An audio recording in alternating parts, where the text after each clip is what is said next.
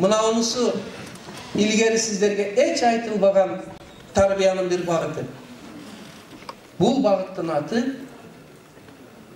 өзүңөр ымала маданиятыга тарбияланат. Культура общения дейт. Ымала маданияты өтө терең маданият.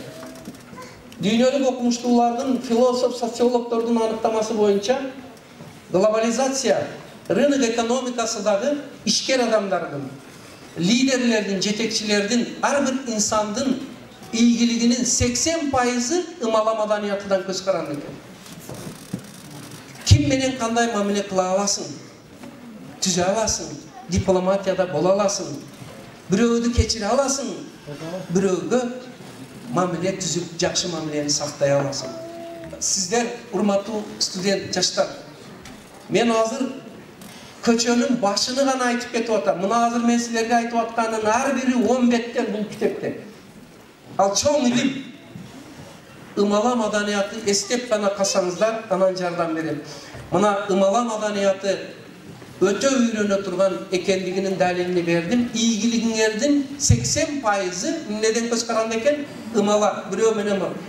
Башкасын ояка кой, эртеге келин болуп барсаң, а мына өзүн тарбиялоодо үй бүлө, келин, күйөө, кайната, кайнене, небере, чеберенин өзүн тарбиялап, келин күйөөлүккө өзүнү даярдаштыруу дагы бердим. Эртеге келин болуп барсаң дагы кайын журтуңда бактылуу болушуң ымала маданиятыдан көз каранды экен.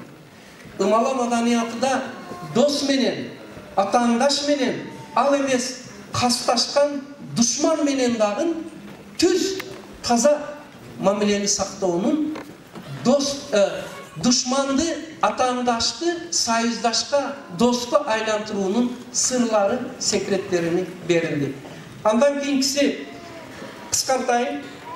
Мекенчилдик, атуулукка тарбиялоодо эми көп айтылат. Бул жерди мен айтпай эле кетейин. Бир эле жерин айтайын. Урматтуулар, Нуржигит өтө жакшы долбоорду баштаптыр, өзүңдү тааны деген. Мен силерди чакырат элем. Эй, туугандар, өзүбүздүн айылдын тарыхын билели. Өзүбүздүн үй бүлөнүн тарыхын билели. Өзүбүздүн райондун тарыхын билели.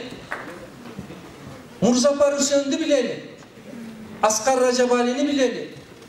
Тургунбай агайды билели. Абдырайым Шаманы билели. Ысқақ Разаковду билели. Тайыр Ашырбайды билели. Атакул Жакыповду билели. Жана башка.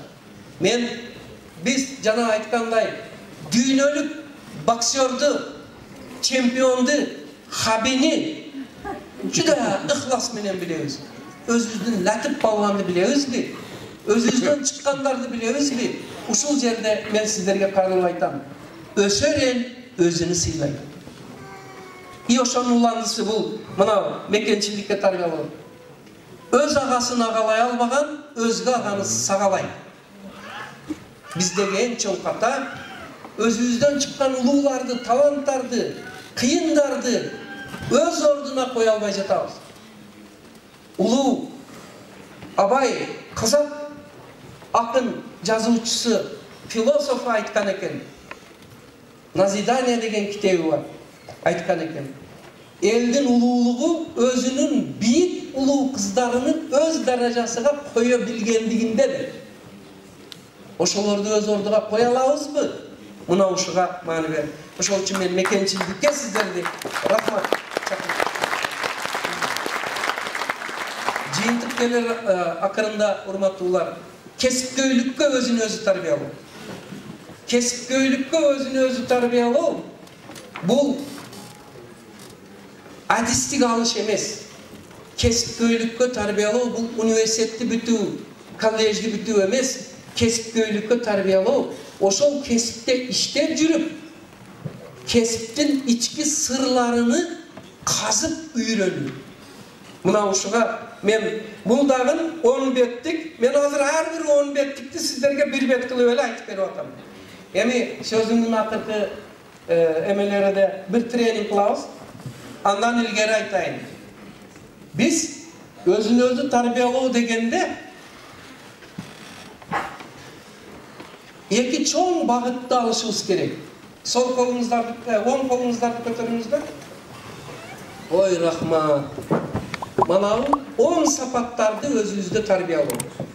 Кеңпейилдик, кечиримдүүлүк, айкөлдүк, сабырдуулук, сылыктык жана башка. Бул көп. 10. Аны энди сол колубузду көтөрөлү. Бул терс сапаттарды жоюп жоклуу. Biz tarbiyalı işlerdeki en çok hatamız men analizde şu korkundуğa keldim.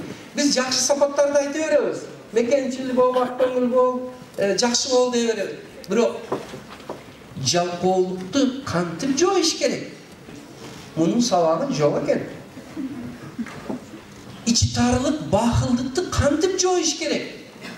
Көрө албастыкты кантип жоюш керек? Мунун сабагы жок экен.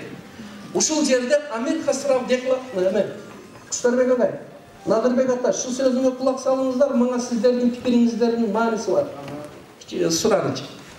Ушул жерде 16-кылымдагы Амир Хасров Дехлави деген адам мындай деген экен. Эстеп калгыла. Силер дагы бир күнү бийик адамдар болосуңар. Силер дагы жетекчи болосуңар. Силер дагы эл башкарасыңар, Кудай кааласа. Мындай депти Амир Хасров Дехлави. İğne menen çıgat ayaktan tiken, iğne özü tiken bolsa, bul jaman eken. Bu sözdün manısını düşündüңөр mü? Kaçan gana, Kuda kalasa, uy bile başçısı olsaňar, cemaat başçısı, el başçısı olsaňar, seler tikendi çıgaruuçular bolgular. Hiç kaçan. Oşul eldin arasındağı jakşı insanlarga, çıgarmachıl adamlarga, alımlarga, işlep жаткан adamlarga tiken bolup sayılууdan Kuday saktasın dep özüňözgө söylüyorum. Yani jana men ayttım, 10 sapatıňardy östürgülö, 10 ters sapatıňardy joýgula dedim. Muna ters sapatty azır 17 var eken tez aytıp koyun. Kimde bar bolsa içiňerde, şu mende bar eken deysiňerdan. Biz gimnaziyada eksperiment kılganбыз. Bizim okuwçular her biri özünün ters sapatyny жазып, spalny komnatasına ilip koygan. 20 yıldan beri şontup жүрөбүz, natijasyny azır aytam. Birinci, mana karаңыздар, жалкоолук, kийинкisi sıykalık, pastık, ekijüzdүүлүk, kuuluk, kekireygendик, menmensinүү, koşamatçılık, kızganıç, köre albastık, eğenozduk, tekeberdik, жалганчылык, ıplastık, çağınçıldık, kıyamatçılık, türköylük. Çındığını aytkanda, mınau ters sapattardın her birini бүгүnkү күндүн каарманы kılıp, çoğun tamga menen жазып koyup, şunday kılıp, tarbiyalık saat ötöylü, baldarın şu ters sapattar. Bunday degen bir adam alım aytkan eken. Tarbiyanın küçü, jakşılıkka süyүү, jamanlıkka nenavist, jek körүү tarbiyalay algandыгында deyip. Sizlerde men uşuğa çakırıp ketem hurmatlуулар. Jamanlıkka, ters sapatka, jek körүү bolsun. Sizlerden çakıralım. Emi treningdi kılayak dedik.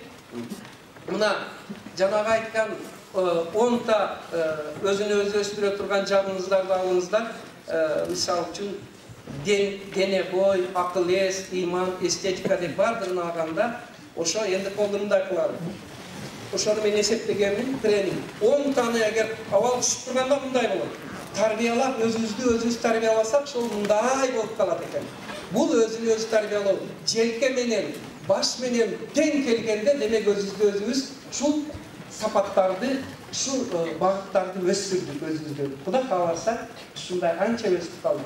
Biro это не все деп айтат экен. Бул бардыгы эмес. Энди эмне кылыш керек?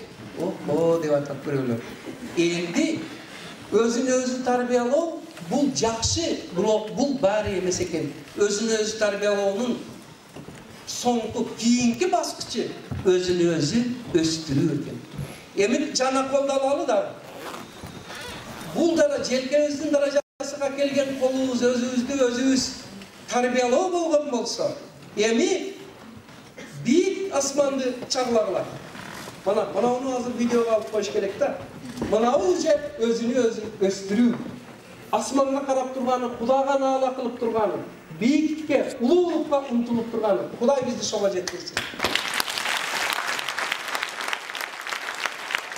Akırında, urmattımlar, özünü özü tarbiyalauunun metodlarının 4 жаңылык açtım Nurjigit. Menimçe buga siz dagı sүйүнсөңүз керек. Бул жаңылыктын биринчиси жоюштуруу методу. Экинчиси кыскартыруу методу. Үчүнчүсү антоним менен тарбиялоо методу. Бешинчиси пропорциялар аркылуу тарбиялоо методу. Бирок муну мен азыр айтсам убакыт көп кетет. Муну Куда калса китеп чыгып келсе окуп аласыңар.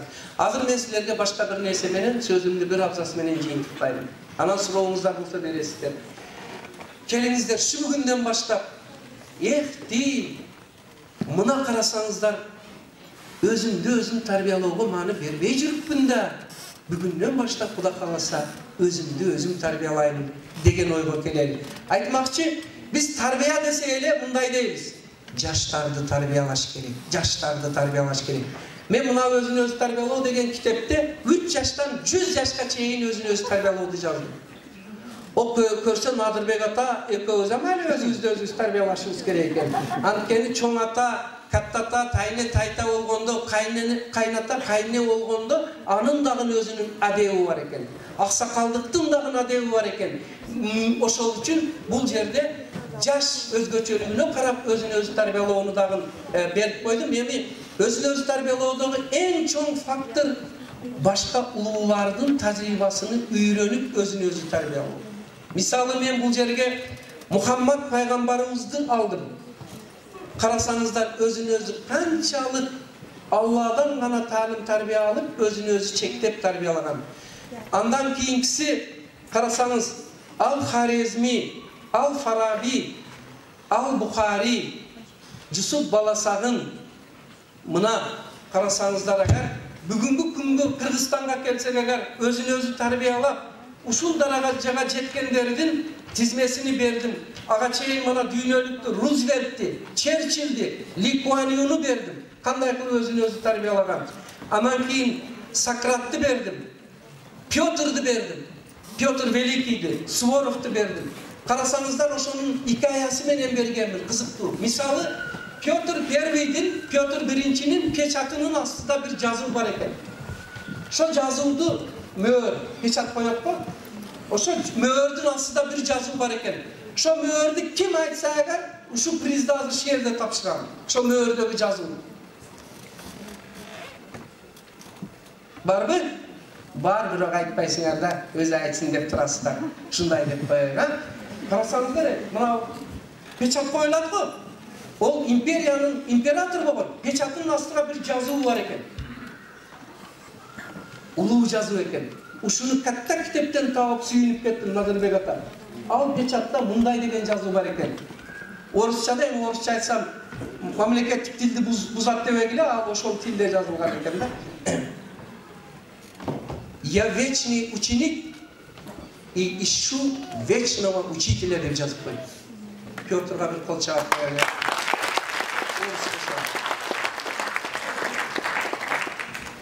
Мына улуу Пётрду. Андан кийинки карасаңыздар Суворов төрөлгөндө оорукчан экен. Ал мектепке барып жүргөндө бардыгы маскара кылат экен. Бул бала качан жыгылып калат чамал болсо деп. Ошондой адам өзүн өзү тарбиялап генерализмус даражасына жетиптир. Мен жалаң чет өлкөлүктөрдү айтпайын деп Ысқақ Разаковду мисалга келтирдим бул жерге. Кандай кылып өзүн өзү тарбиялап жеткен Чыңгыз Айтматовду мисалга келтирдим. Бүгүнкү күндө Надырбек Алимбеков, мына жерде фамилияңыз турат, аксакал ата. Көрүңүз. Нуржигит Кадырбеков, Исак Бекбоев, Сабырбек Жумабеков, Аскар Салимбеков, Султан Раев, Дүйшөн Шаматов, Мамакеев, Чынара Саттарова, Абдыганы Эркебаев, Салижан Шарипов, Канат Бегалиев, Каныбек Исаков, анда министр боло эле керек. Миталип Мамытов сыяктуу инсандарды өзүн өзү тарбиялоого үлгү кылып алсаңыздар эң жакшы ийгилик болот. Кудай сиздерге